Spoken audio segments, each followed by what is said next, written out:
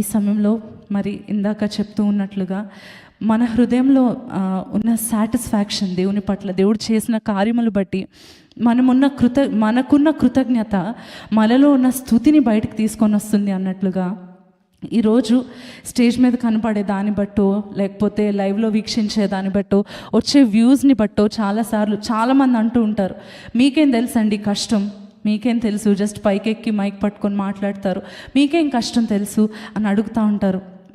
మేము పడే కష్టాలు మీకు ఏం అర్థమవుతాయని అడుగుతూ ఉంటారండి. కానీ ఈరోజు పాడగలుగుతున్నామంటే దేవుడు మా జీవితంలో చేసిన అద్భుతాలు ఏమీ లేని, లేకపోతే వేదనలో ఉన్న మా జీవితాలను దేవుడు ఎలా నింపాడో, ఎలా సంతృప్తితో నింపాడో వాటి బట్టి వచ్చే గీతములే అనేక మందిని తాకుతూ ఉన్నాయి. మరి నేను పుట్టిన కుటుంబము ఒక దైవజనుడికి నేను పుట్టానండి, పాస్టర్ శామ్యుల్ కర్మోజీ గారికి.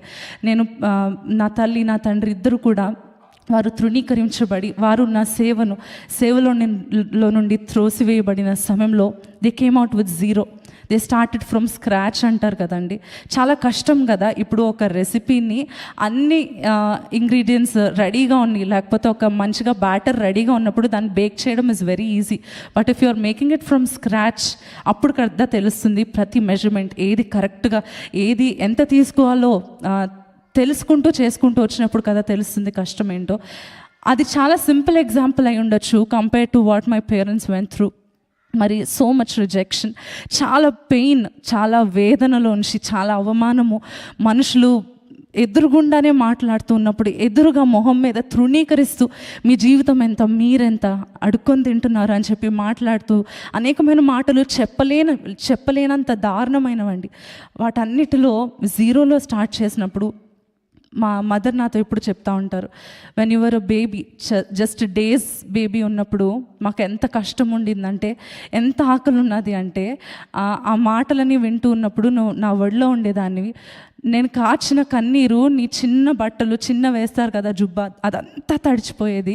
ఆ చంటి బిడ్డ పైన నేను ఏడుస్తూ ఉండేదాన్ని, నీ పైన అలా ఎత్తుకొని ఏడ్చేదాన్ని. అంత భయంకరమైన మాటల్లోంచి మేము వచ్చాం నాన్న, దేవుడు మనల్ని అలా తీసుకొని వచ్చాడు అని చెప్తూ ఒక సంఘటన చెప్పారండి. When she was pregnant with me, నేను కడుపులో ఉన్న సమయంలో అంటూ ఉంటారు కదా, చాలా క్రేవింగ్స్ ఉంటాయి, తినాలి అనిపిస్తుంది అని చెప్పి. అన్నీ ఉన్న వాళ్ళకే ఏదో ఒకటి ఇంకా అది తినాలి ఇది తినాలి అనిపిస్తుంది. అలాంటిది బేసిక్గా అన్నం కూడా తినలేనంతగా అంత ఖాళీ చేతులతో వాళ్ళు అయిపోయిన సమయంలో మమ్మీ వాజ్ ప్రేయింగ్ అంట, నాకు ఆకలేస్తుంది ప్రభువా, నా బిడ్డకి నాకు ఏదైనా దయచేయని చెప్పి అంత హీనమైన స్థితిలోకి, అన్నీ ఉన్నవారే అన్నీ కోల్పోయిన స్థితిలోకి వచ్చేసినప్పుడు ఎవరో పిలిచి వారి గడప మీదకి కనీసం పిలవకుండా సరిగ్గా వారి లెఫ్ట్ ఓవర్స్ అంటే ఇక్కడ అంటే left overs is a small word, కానీ ఇండియాలో ఎలా అంటే ఎవరో తిన్న ఎంగిలి అంటుంటారు కదండి, అటువంటిది ఒక ప్లేట్లో వేసి ఇస్తే కూర్చొని ఏడుస్తూనే తిన్నాను నాన్న. అటువంటి దాంట్లోంచి మనం వచ్చాము.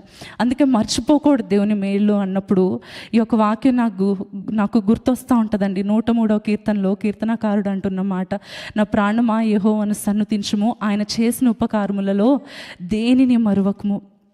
ఆ రోజు అలా ఉన్నవారము. తర్వాత నా స్కూలింగ్, పుట్టినప్పటి నుంచి కష్టంలో ఉన్న నేను స్కూల్లో జాయిన్ చేయడానికి కూడా కాషన్ డిపాజిట్కి కూడా డబ్బులు, కాషన్ డిపాజిట్ అంటే తెలుసు కదండి, అది ఒక 500 ఆర్ సంథింగ్ అది పే చేయవలసిన పరిస్థితిలో మరి దాన్ని కూడా అప్పు చేయాల్సిన పరిస్థితి వచ్చి అటువంటి దాంట్లో నన్ను స్కూల్లో జాయిన్ చేశారండి. జాయిన్ చేసిన దగ్గర నుంచి ఎలాగో చదువుకుంటున్నాను, స్లోగా దేవుడు చర్చ్ ప్రారంభించారు, స్లోగా దేవుడు తల్లిదండ్రులు దీవించడం మొదలుపెట్టాడు. అలాగా 8th 9th ఆ టైంకి వచ్చేసరికి ఇంకా తెలుసు కదండి, సేవకుల పిల్లలు అనగానే ఒకలాంటి ప్రెషర్ ఉంటుంది, నువ్వు కూడా ఇదే చేయాలి, నువ్వు కూడా అదే చేయాలని చెప్పి. బట్ ఐ ఫెల్ట్ లైక్ నేను చేయను, ఎందుకంటే నా తల్లిదండ్రులు సేవకు ఒప్పుకోవడం వల్లే కదా. సేవ కోసమే నా మదర్ తన చదువును వదిలేసుకుంది, సేవ కోసమే మా ఫాదర్ అన్నీ వదిలేసుకున్నారు. నేనెందుకు చేయాలి, నేను చక్కగా చదువుకుంటాను అని చెప్పేసి అనుకుంటున్న సమయంలో నిజంగా అండి ఒక ఆపర్చునిటీ ఎలా అంటే, I use to sing in చర్చ్లో పాడుతూ ఉండేదాన్ని. పాస్టర్ కూతురు కదా, తప్పకుండా పాడాలని ఆంటీలు అందరూ కూడా ప్రెషరైజ్ చేయడం ఇదంతా ఉండేది. అదంతా పక్కన పెడితే పాడుతూ ఉండేదాన్ని. కానీ నాకు అంతగా ఇంట్రెస్ట్ ఎక్కడిది అంటే, ఎందుకు నేను ఇది చేయాలి అనే ప్రశ్న నాలో ఉండిపోయేది. దీనివల్ల it will only lead me to కష్టం, it will only lead me to pain. సేవ అంటే ఓన్లీ దీనికే లీడ్ చేస్తుంది అనే ఫీలింగ్తో నేను ఉండేదాన్ని. అయితే అలా ఉంటున్న సమయంలో డాడీ నన్ను ట్రైన్ చేయడం మొదలుపెట్టారు. నువ్వు పాడాలి అంటే నిన్ను ఉన్నతమైన స్థితికి తీసుకొని వెళ్తాడు. ఆయన నాకు వాగ్దానం ఇచ్చాడు, నీ నోట ఉంచిన మాటలు నీ పిల్లల నోటను వారి పిల్లల నోటను ఉంచుతానని మాట ఇచ్చాడు. అందుకనే దేవుడు నిన్ను వాడుకుంటాడు. సేవ అనేది కష్టం కోసం కాదు, దేవుడు హెచ్చించడానికి కూడా దేవుడు సేవని నీకు అనుగ్రహిస్తున్నాడు. అనేక మందికి దీవెనకరంగా నిన్ను వాడుకుంటాడు అన్న మాటను పట్టుకొని డాడీ ట్రైన్ చేయడం మొదలుపెట్టారు. చర్చ్ క్లీన్ చేయడం, చర్చ్ ఊడవడం, బాత్రూమ్స్ క్లీన్ చేయడం, ఇవన్నిటితో స్టార్ట్ చేసి స్లోగా చివరి నుంచొని బుక్ పట్టుకునేదాన్ని. పెద్దవాళ్ళు పాడుతూ ఉంటే స్లోగా మైక్ ఇచ్చారు. ఐ స్టార్టెడ్ సింగింగ్, పాడడం మొదలు పెట్టానండి. అలా స్కూల్ కాయర్లో కూడా జాయిన్ చేసుకున్నారు. ఎప్పుడన్నా నాకు తెలుసు నేను మిరాకిల్ సెంటర్లో కాయర్ ఉంటారు, మరి వాళ్ళకి ఎలా ట్రైన్ చేస్తామంటే మైక్ లేకపోయినా పాడాలి అని. కానీ కొన్ని ప్రాంతాల్లో ఎలా ఉంటుందంటే మైక్ లేకపోతే వెంటనే అలిగేసి దిగిపోతూ ఉంటారు. అంటే మైక్ లేదు అంటేనే చాలా అలుగుతూ ఉంటారు, చాలా ఫీల్ అయిపోతారు. అలాంటిది ఎంతగా నన్ను అవమానించారు అంటే అండి, నుంచొని పాడుతూ ఉంటే అంతమంది, ఒక స్కూల్ అసెంబ్లీ ఎంత పెద్దది ఉంటుంది, మా ప్రిన్సిపల్ వచ్చి ఫర్ నో రీజన్, కారణమే లేదండి, పాడుతూ ఉంటే ఇలా చిటికేసి గెట్ డౌన్ అన్నారు. నేను ఈరోజు ఇంత సింపుల్గా చెప్తున్నాను, కానీ ఇమాజిన్ అంతమంది ముందు అలా మాట్లాడితే ఎంత అవమానంగా ఉంటుంది కదా. నాకు అర్థం కావట్లేదు ఎందుకు అని అడిగే నోరు కూడా నాకు రావట్లేదు. దిగిపో అని చెప్పారు. సరే అని చెప్పి తలదించుకొని దిగిపోయాను. నేను ఎంత భయంకరంగా ఏడ్చానో నేను మాటల్లో చెప్పలేనండి. That walk down the stage was the most horrible one in my life. నా లైఫ్లో నేను నడిచిన ఒక దారుణమైన నడక అది అని నేను అనుకోవచ్చు. తలదించుకున్నాను. My face was red, I was crying. నేను అనుకున్నాను, ఇందుకే దేవుడు పాటలు పాడితే ఇలాగే అవమానిస్తారు, ఇందుకే నేను కాదనుకున్నాను కదా, ఎందుకు ప్రభువా నన్ను పిలిచి మరీ అవమానించడం అని చెప్పి నేను అనుకున్న పరిస్థితుల్లో అలా స్లోగా ఇంకా సేవలో తప్పట్లేదు, పాడుతున్నాను కదా, ఇంకా చర్చ్లో అలా పాడడం మొదలుపెట్టాను. స్లోగా ఇంటర్ సెకండ్ ఇయర్లో ఉన్నప్పుడు మరి ఒక యవనస్తుల కూడికకు నేను హైదరాబాద్ వెళ్ళినప్పుడు ఒక దైవజనుని ద్వారా దేవుడు నాతో మాట్లాడాడు. నన్ను మా తమ్ముడిని దర్శించి ఇద్దరితో కూడా నేను మిమ్మల్ని పిలుచుకుంటున్నాను, మిమ్మల్ని నేను నియమించాను, మీరు నా సేవ చేయాలి, బూదిగంతాల వరకు నేను మిమ్మల్ని వాడుకుంటాను, మీరు చిన్నపిల్లలు అని మిమ్మల్ని మీరు అనుకోవద్దు, నేను మిమ్మల్ని వాడుకుంటాను అన్న మాట ద్వారా దేవుడు మాతో మాట్లాడిన సమయంలో సేవకు సమర్పించుకొని ప్రభువా నేను సేవ చేస్తాను, ఎంత కష్టం వచ్చినా నేను సేవ చేస్తాను అని చెప్పి ఇంటర్లో, అంటే వెన్ ఐ వాజ్ 17 ఉన్నప్పుడు నేను ఒప్పుకున్నాను. ఇంటికి వచ్చి ఆ మీటింగ్ నుంచి ఇంటికి వచ్చి మేము బోర్మని ఏడుస్తూ ఉన్నాం. 2 డోర్స్ దగ్గర నుంచొని నేను తమ్ముడు ఏడుస్తూ ఉంటే నాన్నగారు వచ్చి అడిగారు, ఏంటి నాన్న ఎందుకు ఏడుస్తున్నారు అంటే, తెలియదు డాడీ, కానీ నాకు మాత్రం సేవ చేయాలనే బలమైన తపన నాలో ఉంది, దేవుడు మాతో మాట్లాడుతున్నాడు అని చెప్పినప్పుడు ఇది పరిశుద్ధాత్మ దేవుడు మీతో మాట్లాడుతున్న మాట, అందుకనే సేవను ఎప్పుడు విడిచిపెట్టకండి, తప్పకుండా మీరు సేవ చేయండి, ఎప్పుడు మేము మిమ్మల్ని సపోర్ట్ చేస్తామని చెప్పి తల్లిదండ్రులు మాట్లాడుతూ వచ్చారు. ఆ సమయంలో నేను నా ఫస్ట్ మెసేజ్ చెప్పానండి. నా టీచర్స్ డేకి ఊరికే స్టార్ట్ చేయాలి కదా, సేవ అన్నారు కదా, స్టార్ట్ చేయాలి. సో నా first message it was about teachers day. దేవుడు ఎలా ఒక టీచర్గా ఎలా దేవుడు నిలబెట్టుకున్నాడు అని చెప్పి, ఆయన ఎలా ఒక బోధకుడుగా ముందుకు వచ్చాడు అనే దాని గురించి నేను చూస్తూ వచ్చిన సమయంలో నేను దాని గురించి ధ్యానించి ఒక చిన్న వర్తమానం రిలీజ్ చేసినప్పుడు నేను అనుకున్నాను, చిన్నప్పటి నుంచి నాన్న నువ్వు సేవ చేయాలి, నాన్న నువ్వు చాలా బాగా పాడతావు అని చెప్పి బుగ్గలు పట్టుకొని ముద్దులు పెట్టే ఆంటీలు అంకుల్స్ వీళ్ళందరూ చాలా నన్ను ప్రోత్సహిస్తారు, అందరూ మురిసిపోతారని అనుకున్నానండి. కానీ నేను బైబిల్ నుంచి ప్రిపేర్ అయ్యే ఒక మాట చెప్పి ఒక 17 year old నేను అది చెప్పినప్పుడు, అంటే నన్ను ప్రోత్సహిస్తారు అనుకునే వాళ్ళు మౌనంగా ఉండడం కాకుండా భయంకరమైన మాటలు మాట్లాడారు. నేను ఆశ్చర్యపోయాను, ఏంటి ఇంత దారుణంగా కూడా మాట్లాడగలుగుతారా అని చెప్పి. అటువంటి తృణీకరణలు ఎలా మాట్లాడారంటే తను హెచ్చించుకోవడానికి వచ్చింది, తిను కూడా ఫేమస్ అవ్వడానికే వచ్చింది అని చెప్పి. బట్ మై ఇంటెన్షన్ వాజ్, నేను ఒక మాట చెప్తే చిన్న పిల్లల నుంచి అయినా నా వయస్కులైనా కనీసం వారు ఇన్స్పైర్ అవుతారు, దేవుని వైపు త్రిప్పబడతారనే ఒక తపనతో నేను ముందుకు వచ్చినప్పుడు దాన్ని కూడా తృణీకరించడం మొదలుపెట్టారు, అసహ్యంగా మాట్లాడడం మొదలుపెట్టారు. చిన్న వాటిని, అనవసరమైన వాటిని ఎత్తి చూపించి వల్గర్గా కామెంట్స్ చేయడం మొదలుపెట్టారండి. ఇదంతా అయిపోయింది, అవన్నీ తట్టుకొని నిలవబడ్డాను. ఆ తర్వాత కాలేజ్కి వచ్చాను, యూనివర్సిటీకి వచ్చాను. యూనివర్సిటీకి వచ్చిన తర్వాత ఇంకొక రకమైన rejection, just because I was a Christian, just because I'm a Christian, నేను ఒక దేవుని నమ్ముకున్న బిడ్డగా ఉన్నానని చెప్పి నా వీడియోస్ని స్క్రీన్ షాట్స్ తీసి నా యూనివర్సిటీలో వాల్స్ మీద మేమ్స్ తయారు చేసి they would stick them on the walls. And నేను నడుస్తూ ఉంటే మాక్ చేస్తూ ఉండేవారు, నవ్వుతూ ఉండేవారు, చేయి చూపించి నవ్వడం, కాలడ్డు పెట్టి నవ్వుతా మాక్ చేస్తూ కావాలని నా మార్క్స్ని అన్ని సబ్మిషన్స్ చేసిన they would give me 0 attendance. అటువంటి అంతలాగా నా పైన కాలేజ్ వారు అందరూ కూడా పగపట్టి నన్ను తృణీకరించడం మొదలుపెట్టినప్పుడు అప్పుడు ఇంకొక సిచ్యువేషన్తో నేను కొట్టబడ్డాను. ఆల్రెడీ దీంతో బాధపడతా ఉన్నాను. ఇంకో వైపు నుంచి నా పైన భయంకరమైన వీడియోస్ డబ్బులు ఇచ్చి మరీ చేపిస్తూ, అసహ్యంగా వల్గర్గా చేపిస్తూ, బట్టలు ఇప్పినట్టు మాట్లాడుతూ, భయంకరంగా మాట్లాడుతూ ఉన్నప్పుడు నేను అనుకున్నాను నాకు చావే శరణము. అంటే నేను చచ్చిపోతేనే కానీ దీని నుంచి తప్పించుకోలేను, నేను దీన్ని తట్టుకోలేను అనుకునే అంత పెయిన్లోకి నేను వెళ్ళిపోయానండి. నేను దేవుణ్ణి కూడా వదిలేశాను అనే పరిస్థితికి వచ్చేసాను. ఎందుకు ఇంకా ఇన్నేళ్ళు సేవ చేశాం, నా తల్లిదండ్రులు అన్నీ వదిలేశారు, దేవుని నమ్ముకున్నారు, సేవ చేస్తున్నారు. నేను కూడా సేవకని ఒప్పుకొని వచ్చాను.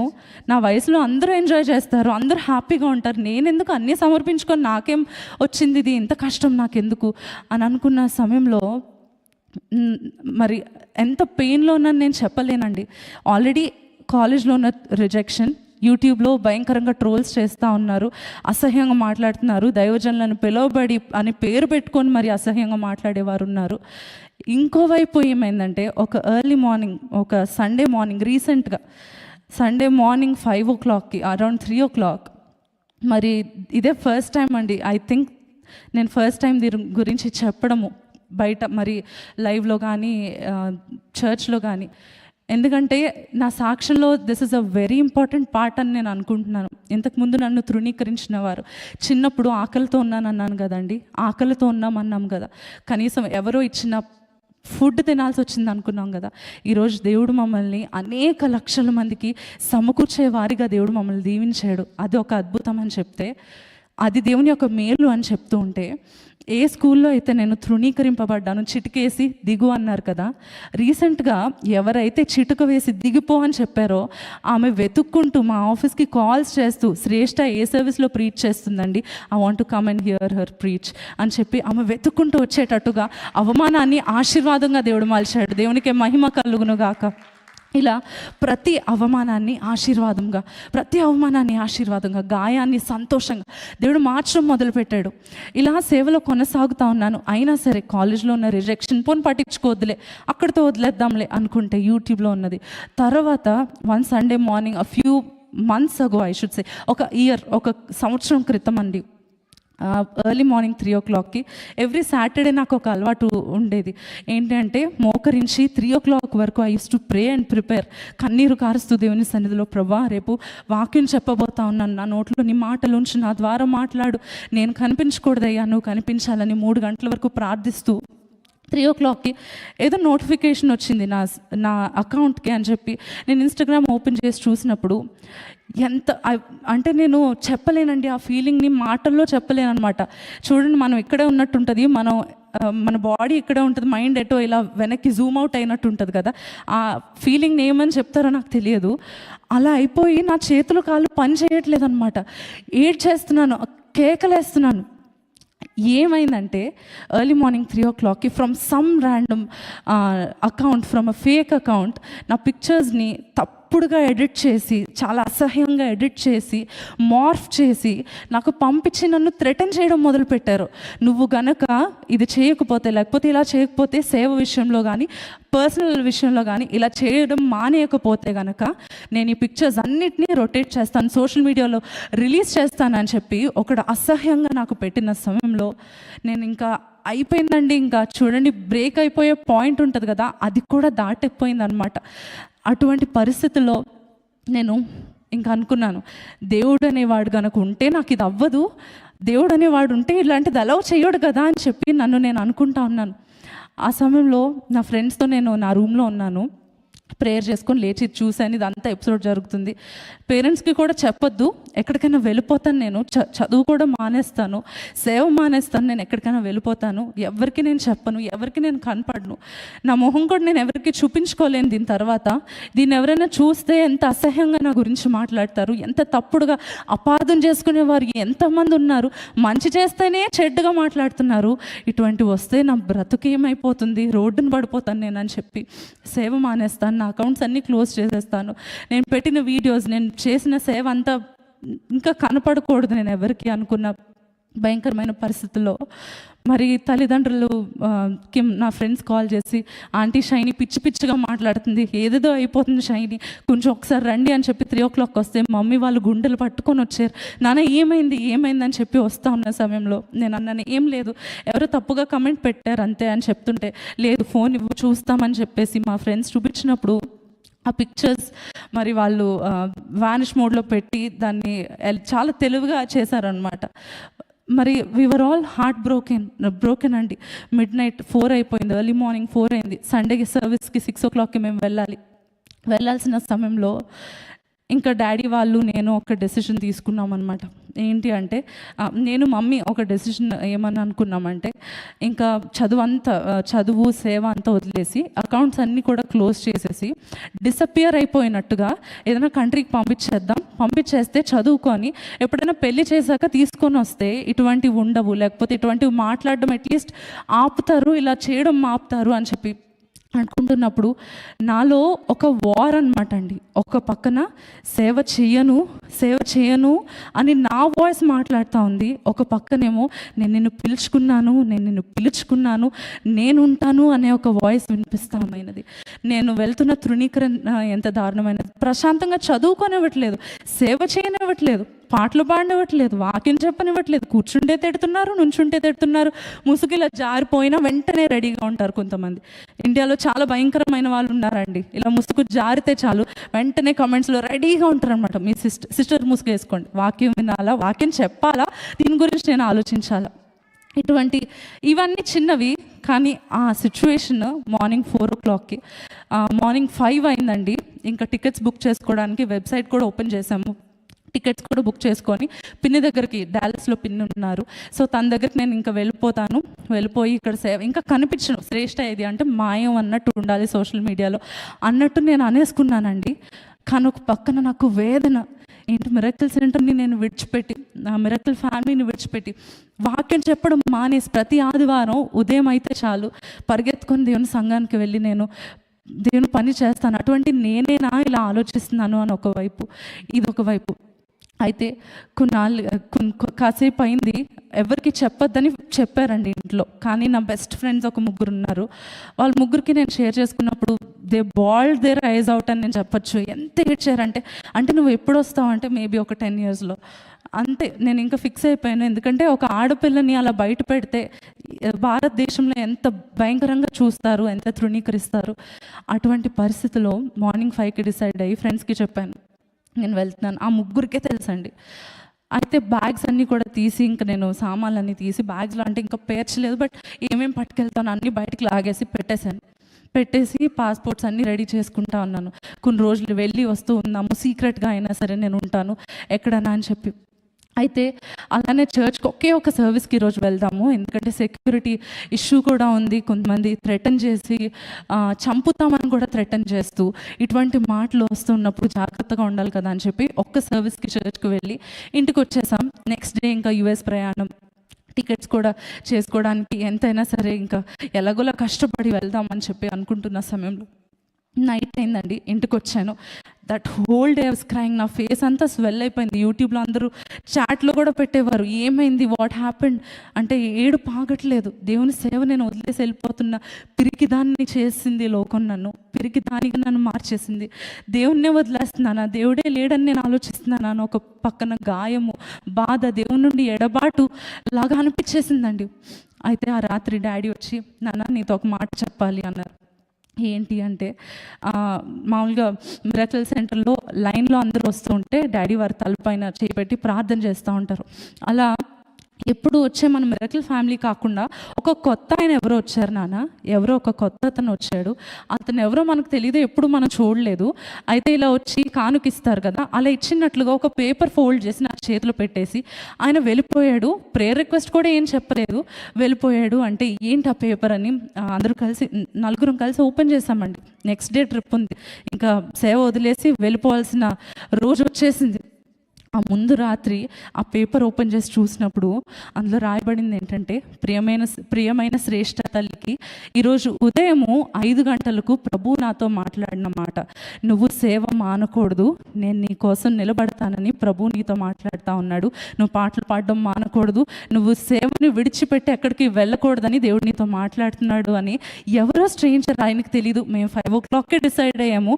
ఆయనకి 5 o'clockకే పరిశుద్ధాత్మ దేవుడు మాట్లాడి, సేవలో దేవుడు నిన్ను వాడుకోబోతున్నాడు, తృణీకరణలన్నీ కూడా నిన్ను హెచ్చించడానికే అని దేవుడు నీతో చెప్పమన్నాడు తల్లి అని చెప్పి ఇట్లు అని చెప్పి కింద రాయకుండా వదిలేసి వెళ్ళిపోయాడండి. నేను అనుకుంటున్నాను దేవుని దూతే వచ్చి దేవుని యొక్క వర్తమానమును, దేవుడు నా కొరకు మాట్లాడిన మాటను తీసుకొని వచ్చి వెళ్ళిపోయాడేమో అని చెప్పి కదండి. దేవుడు ఆ విధంగా మాట్లాడినప్పుడు సరే నేను ఇంకా అది పట్టుకొని ఏ దన్నా రానివ్వండి, ఆ ఫొటోస్ కావాలంటే వాడిని రిలీజ్ చేసుకొనివ్వండి, నాకేం పర్లేదు మమ్మీ, నేను నిలబడతాను. ఎలా వచ్చిందో ఎక్కడి నుంచి వచ్చిందో ధైర్యం నేను చెప్పలేను, కానీ నన్ను బలపరిచి చేసినందు నేను సమస్తమును చేయగలను. అందుకనే ఆయన నన్ను బలపరుస్తాడు. ఎంత ఎక్స్టెంట్కైనా నేను వెళ్ళిపోతాను దేవుని పని కోసం. ఎంత తృణీకరించబడినా నేను నిలబడతాను అని చెప్పి నిలబడ్డానండి.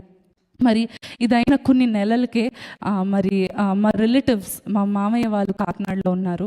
వాళ్ళు మరి అంకిత్ రెడ్డి గారి యొక్క సంబంధం తీసుకొని వచ్చారనమాట. తీసుకొని వచ్చి ఈ అబ్బాయి అయితే బాగుంటాడమ్మా అని చెప్పుకున్న సమయంలో అప్పటికే చాలా సంబంధాలు వస్తూ ఉన్నాయి. దేనికోసం ఎటువైపు చూడాలో ఏది చేయాలో తెలియదు. 16 years నుంచి అంటే సేవలో ఉండేసరికి బయటకు ఎక్కువ కనిపిస్తూ ఉంటాం కదా, చాలామంది ప్రపోజల్స్ పంపిస్తూ ఉండేవారు. కానీ ఏది చేసుకోవాలో అర్థం కాని పరిస్థితుల్లో నేను ప్రార్థించేదాన్ని, ఫాస్టింగ్ ఉండి ప్రేయర్ చేసుకునేదాన్ని. చేసుకుంటూ అంటే రోజు ఒక టైం పెట్టుకొని ఫాస్టింగ్ ఉండి ప్రేయర్ చేసుకునేదాన్ని. దేవా నా జీవితంలోనికి నువ్వు ఎవరిని పంపిస్తారో వారి ద్వారా నేను సేవ తగ్గించకూడదు, కానీ ఇంకా ఎక్కువగా నేను వాడబడాలి, కలిసి మేము వాడబడాలి. అటువంటి ఒక మంచి దైవజనుని పంపించు ప్రభా, నేను ఆ సేవ ఆగిపోకూడదు, లేకపోతే ఒక మామూలుగా స్టేగ్నెంట్గానో లేకపోతే పేరు కోసం సేవ చేసేవారుగానో కాకుండా నాకు ఒక మంచి హస్బెండ్ని పంపించు అని చెప్పి ప్రార్థిస్తున్న సమయంలో ఈ యొక్క సంబంధం వచ్చిందండి. సంబంధం వచ్చినప్పుడు అంకుల్ వాళ్ళ ఫ్యామిలీ, మా మామయ్య గారు వాళ్ళ ఫ్యామిలీ, మా ఫ్యామిలీకి ఆల్మోస్ట్ 20 years నుంచి తెలుసు. కానీ వారికి ఒక కొడుకున్నారన్న విషయం మాకు తెలియదు అనమాట. అంటే డాటర్ ఉన్నారు, వదిన గురించి మాకు తెలుసు, చాలా అద్భుతమైన పాటలు, అద్భుతమైన వర్తమానాలు చెప్తూ ఉంటారు. అయితే ఆమె గురించి తెలుసుగా ఉన్నారన్న విషయం నాకు తెలియదు. కొన్ని రోజులకు ఇది వచ్చిన తర్వాత నేను కొన్ని పిక్చర్స్, ఎవరు అసలు వీళ్ళ అబ్బాయి, ఓకే వీళ్ళ అబ్బాయి అని చెప్పి ఇన్స్టాగ్రామ్ అంతా చూస్తూ ఉన్న సమయంలో చూడ్డానికి అంతా బాగానే ఉన్నారు, కానీ పాష్గా ఉంటారేమో, సేవ మీద ఇంట్రెస్ట్ ఉండదేమో, ఈ ఫోటోగ్రఫీ పిచ్ ఉన్నట్టుంది, సేవ మీద ఏం ఇంట్రెస్ట్ ఉంటుంది అని చెప్పి నేను అనుకుంటూ, నేను అంటే ఫోటోగ్రఫీ మీద ఇష్టం, చాలా ఇష్టం ఉన్నట్టు అనిపిస్తున్నారు, ఏముంటుంది సేవ మీద ఇష్టం అని చెప్పి మమ్మీతో మాట్లాడుతూ వచ్చాను అనమాట. మమ్మీ నీకు తెలుసా అంటే, నేను ఒకసారి పోస్టర్లో చూసాను నాన్న, అంతే తప్ప అబ్బాయివి ఏం తెలీదు, కొన్ని వాక్యాలు డాడీ అప్పుడప్పుడు విన్నారు అని చెప్పి మమ్మీ చెప్పారు. అయితే ఈ సంబంధం వచ్చిన దాని గురించి నేను ప్రార్థిస్తా ఉన్నాను. This is the first time అండి, this is a very special place for me, అందుకనే మా స్టోరీ చెప్పడానికి నేను ఇష్టపడతా ఉన్నాను. అయితే నేను ఎంత స్ట్రిక్ట్ ఫాస్టింగ్ చేశానంటే ఆల్మోస్ట్ 1 week ఓన్లీ వాటర్ తాగాను, ఓన్లీ వాటర్తో ఫాస్టింగ్ ఉండి, ప్రవ్వా ఎట్టి పరిస్థితుల్లో నేను తప్పడుగు వేయకూడదు, చూడ్డానికి బాగున్నారని, ఆల్రెడీ సేవలో ఉన్నారు కాబట్టి నేను చేసుకోకూడదు, కానీ నా కోసం నువ్వు నియమిస్తేనే నేను చేసుకోవాలి, నాకు స్పష్టంగా నీ వాక్యం ద్వారా నాతో మాట్లాడని చెప్పి 1 వారం రోజులు నేను ఫాస్టింగ్ ఉండి కన్నీటితో దేవుని పాదాల చెంత. ఇంతవరకు మనుషులు నన్ను తృణీకరించారు, అందరూ నన్ను గాయపరిచారు. ఎలా ఉండాలంటే ప్రవ్వా, కలకనిన వారి వలె నుంటిమి అన్న మాట మనం ఇజ్రాయెల్ నుంచి బానిసత్వంలో నుంచి బయటకు వచ్చిన తర్వాత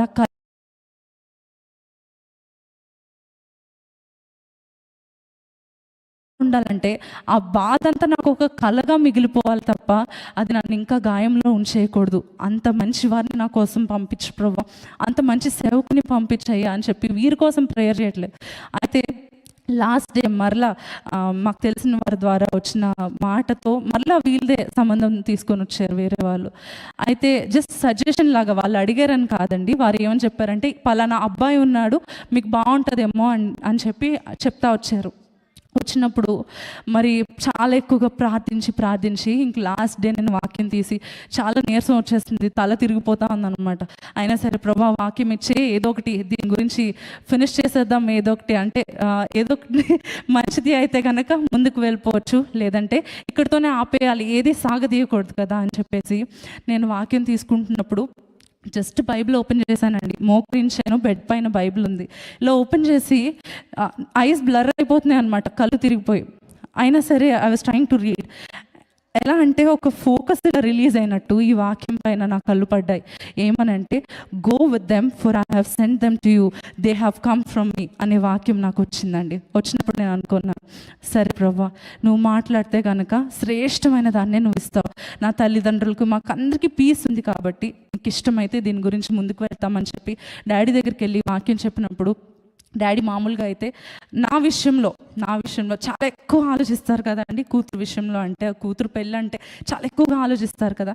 డాడీ వెంటనే సరే అడిగేద్దాం అన్నారు.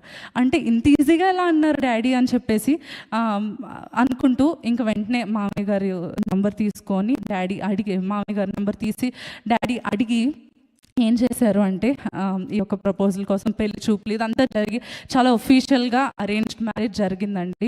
మరి లైవ్లో వీక్షిస్తున్న వారికి ఇక్కడ వారందరికీ కూడా చెప్తున్నాను, దేవుని యొక్క కృప చేత మరి నేను ప్రార్థించిన దానికి అడుగు వాటికంటేను ఊహించు వాటికంటేను అత్యధికంగా దయచేవాడు మరి మా హస్బెండ్ అంకిత్ గారిని దేవుడు నాకు దయచేశాడు. వారి యొక్క కుటుంబం ఎంతగా నన్ను ప్రేమించే కుటుంబం అంటే, సేవలో ఎంతగా నన్ను ప్రోత్సహించే కుటుంబం అంటే, ఇంకా పరిచయం నాకు ఎక్కువగా అత్తమ్మతో లేనప్పుడు నేను అనుకునేదాన్ని ఏ మీటింగ్కి వెళ్ళాలన్నా సరే పర్మిషన్ అడిగి స్ట్రిక్ట్గా ఉంటారేమో అని. కానీ ఎంతగా నన్ను ప్రోత్సహిస్తారు అత్తమ్మ మామయ్య అంటే, అమ్మ నెక్స్ట్ డే మీటింగ్ మేమే నీకోసం అరేంజ్ చేపిస్తాం, ఎక్కడికి వెళ్తారు నాన్న, నువ్వు ఎక్కువ వాడుబడతాలి, ఎక్కువ ప్రార్థన చేసుకో, ఇద్దరు ప్రార్థన చేసుకోండి. ఇలా స్టేజ్ మీదకి వచ్చే ముందు కూడా ఎంతో ప్రేమగా నాకు టెక్స్ట్ పెట్టారంటే, ఇప్పుడు వాళ్ళకి ఆల్రెడీ లేట్ నైట్ అయిపోయింది కానీ ఎంతో ప్రేమతో పెట్టారంటే, తల్లి చక్కగా వాడబడండి, ప్రేయర్ చేసుకొని వెళ్ళమ్మా, చక్కగా my beautiful doll and my handsome prince ఇద్దరు వెళ్ళి వాడబడండి దేవుని కోసం, షైన్ ఫర్ జీసస్ అని చెప్పి ఎంతో ప్రేమతో మమ్మల్ని ప్రోత్సహించే కుటుంబం. నేను అడిగిన దానికన్నా ఊహించిన దానికన్నా నా తల్లిదండ్రులు కోరుకున్న దానికన్నా ఉన్నతమైన కుటుంబాన్ని దేవుడు సేవలో నిలబడుతూ అనేక లక్షల మందికి ప్రపంచవ్యాప్తముగా దీవెనకరంగా ఉన్న కుటుంబాన్ని, భర్తని, వదినని, అన్నయ్యని వీళ్ళందరినీ దేవుడు నాకు దయచేశాడు. And I'm feeling so satisfied. నా హృదయం అంతా ఎంతో కృతజ్ఞత కలిగి ఉన్నానండి. నా బాధ, నా వేదన అంతా మర్చిపోచేసే ప్రేమ కలిగిన నా యొక్క భర్తను దేవుడు నా జీవితంలోకి తీసుకొని వచ్చాడు. దేవుడు నేను నిన్ను తృణీకరించే మనుషులు ఎదుట నేను నిన్ను హెచ్చిస్తానని చెప్పి గాడ్ హ్యాస్ బ్లెస్డ్ ఆ couple to be a blessing to many. Already అనేక లక్షల మంది యవనస్తులు దీవించబడతా ఉన్నారు, నేను నమ్ముతున్నాను. This is just 1% of what God has planned for us.